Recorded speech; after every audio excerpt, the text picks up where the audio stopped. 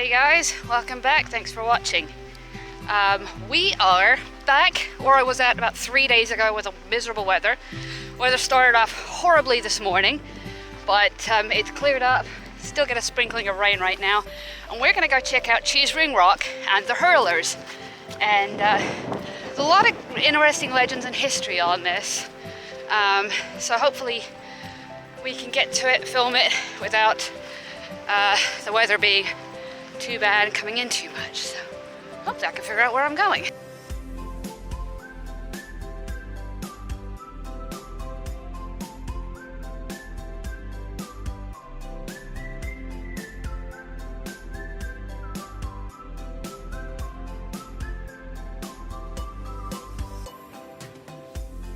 So one of the things I love about this time of the year, despite the weather, is the color, the dyeing back of the bracken, and it becomes this beautiful, rich brown, rich red, especially when it gets wet, and that contrasts so beautifully with the greens of the grass, the grays of the rock, blues of the sky, and it just, the colors of fall are just one of those beautiful moments in nature that we get to experience every year, but not for very long.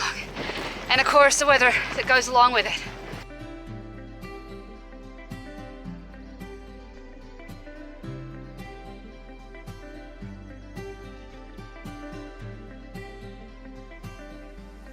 Alright, so just up behind me right here is Cheesewring Rock.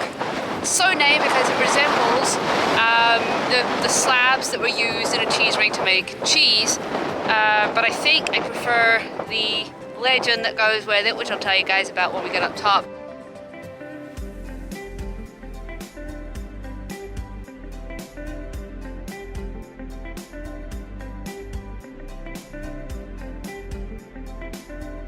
Now for the real legend. When Christianity came to Great Britain hundreds and hundreds of years ago, thousands of years ago actually, all the saints wanted to declare the wells sacred. Now the giants of the land did not agree with this. They didn't want to turn Christian. So one of the larger giants, Uther, challenged a frail looking saint called Saint 2 to a rock throwing contest. And obviously, you know, a small man and a large giant, not equal.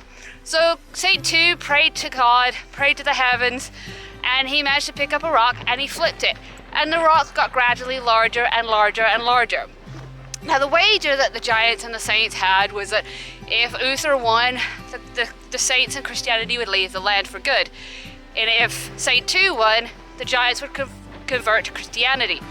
And as the last rock, which is the biggest, or one of the biggest at the top, was thrown, it felt as light as a feather to Saint 2, as an angel helped him take it to the top and landed it there. And after the competition, the giants converted to Christianity. So anyway, I think it's a brilliant legend. I think it's much more interesting than it's been weathered or that it looks like a cheese ring.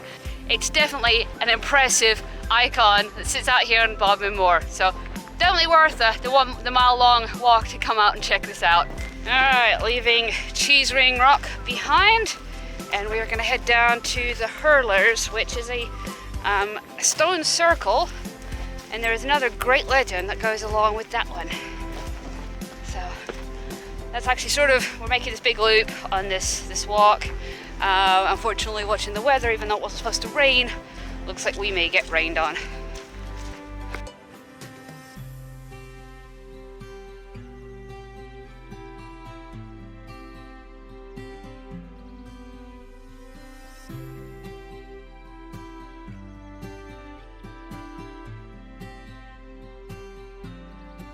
Really nice to be back on a gravel road. That walk down from Cheesewring Rock was very boggy, marshy. I'm not wearing hiking boots or even walking shoes. I'm wearing my decent leather boots, but actually they're holding up really well. It's just with the amount of rain, it's just so saturated out here.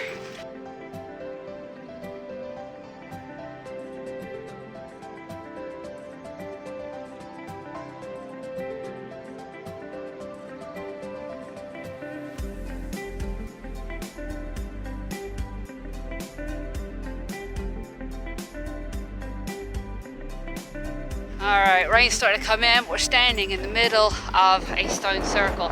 Now these two stone circles, there's one over there as well, date back to the Neolithic and Bronze Age.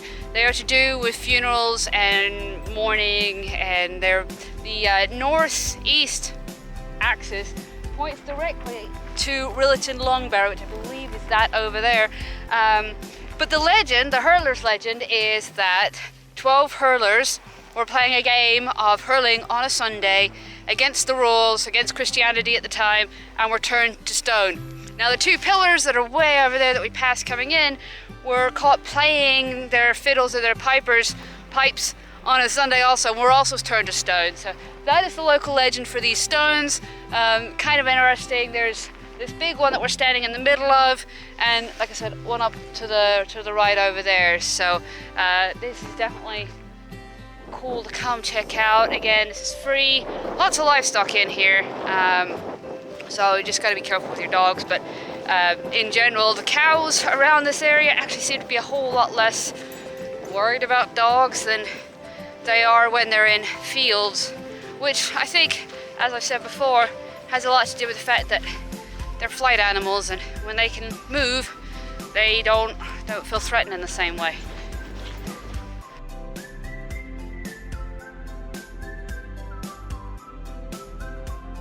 Alright guys, that's it for the legends of Bodmin Moor, or at least a couple of them. Really appreciate you coming along, hope you learned something, hope you enjoyed it, and thanks for watching. We'll catch you on the next one.